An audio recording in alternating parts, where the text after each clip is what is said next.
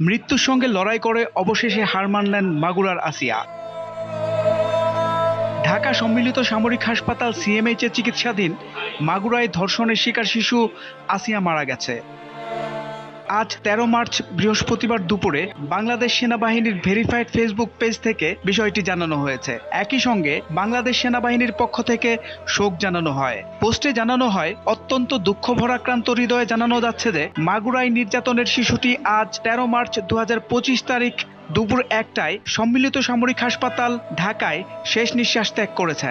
ইন্না লিল্লাহি ওয়া ইন্না ইলাইহি রাজিউন। সম্মিলিত সামরিক হাসপাতাল সিএমএইচ এর সর্বাধুনিক চিকিৎসা ব্যবস্থা প্রয়োগ এবং বিশেষজ্ঞ চিকিৎসকদের সর্বোচ্চ প্রচেষ্টা সত্ত্বেও তাকে বাঁচানো সম্ভব হয়নি। শিশুটি আজ সকালে ৩বার কার্ডিয়াক অ্যারেস্ট হয়েছে। ২বার স্থিতিশীল করা গেলেও তৃতীয়বার আর হৃদস্পন্দন ফিরে আসেনি। বাংলাদেশ সেনাবাহিনী শিশুটির শোক সন্তপ্ত পরিবারের প্রতি গভীর সমবেদনা জানাচ্ছে এবং যে কোনো প্রয়োজনে তাদের পাশে থাকার অঙ্গীকার ব্যক্ত করছে। বাংলাদেশ সেনাবাহিনী শিশুটির বিদেহী আত্মার মাগফিরাত কামনা করেছে। এ ঘটনায় গভীর শোক প্রকাশ করেছেন প্রধান উপদেষ্টা প্রফেসর মোহাম্মদ ইউনূস। আসামিদের দ্রুত বিচারের আওতায় নিয়ে আসার নির্দেশ দিয়েছেন